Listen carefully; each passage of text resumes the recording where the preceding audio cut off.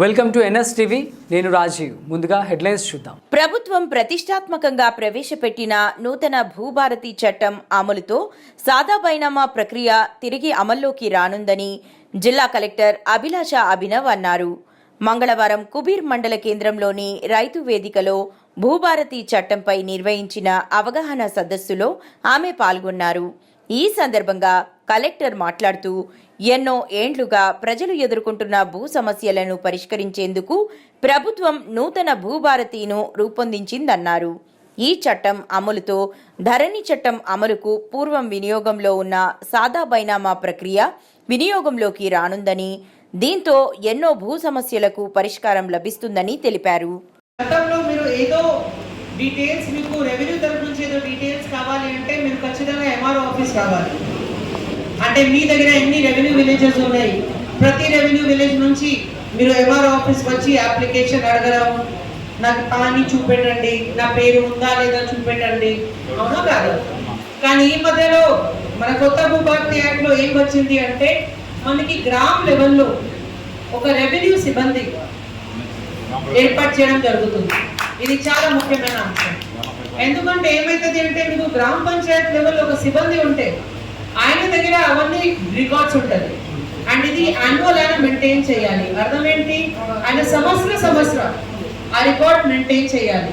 గతంలో కూడా ఇది సేమ్ సిస్టమ్ ఉండేది. వాటర్ రివిజన్ అథారిటీ వచ్చింది. గతంలో ఉన్న ధరణి యాక్ట్లో ఇది లేదు.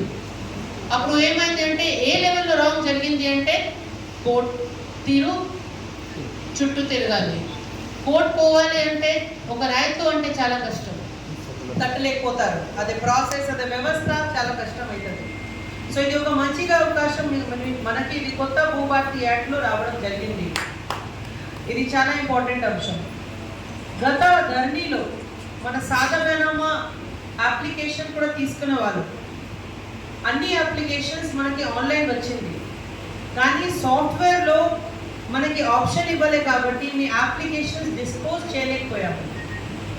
ఇప్పుడు ఈ కొత్త భూభారతి యాక్ట్లో మళ్ళీ సాదా బైనామా ఆప్షన్ ఇస్తున్నారు.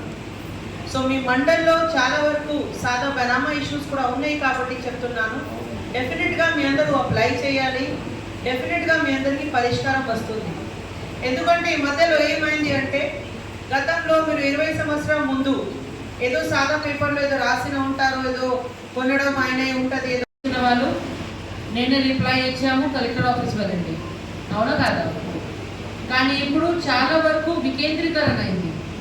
వికేంద్రీకరణ వల్ల ఏమైంది అంటే చాలా వరకు మీ అప్లికేషన్ ఎంఆర్ఓ లెవెల్లో క్లోజ్ అవుతుంది, చాలా వరకు మీ అప్లికేషన్ ఆర్టీఓ లెవెల్లో క్లోజ్ అవుతుంది, చాలా వరకు మీ అప్లికేషన్ ఈ 2 లెవెల్ ఒకవేళ లేదు అంటే తర్వాత కలెక్టర్కి వస్తుంది.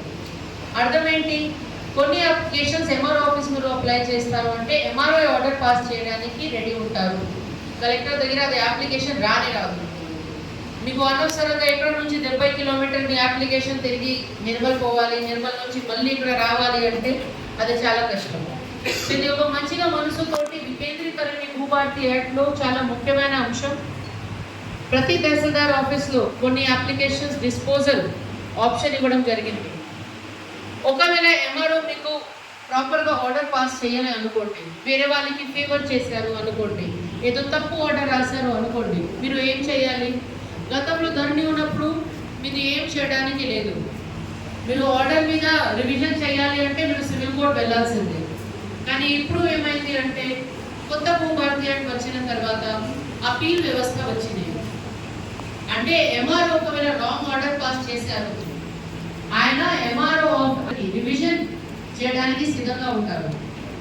ఒకవేళ ఆర్టీఓ కూడా తప్పు ఆర్డర్ పాస్ చేశారు అనుకోండి, మీరు కలెక్టర్ దగ్గర అపీల్ చేసుకోవచ్చు. కలెక్టర్ దగ్గర కూడా రాంగ్ ఆర్డర్ పాస్ అయింది అనుకోండి, మీరు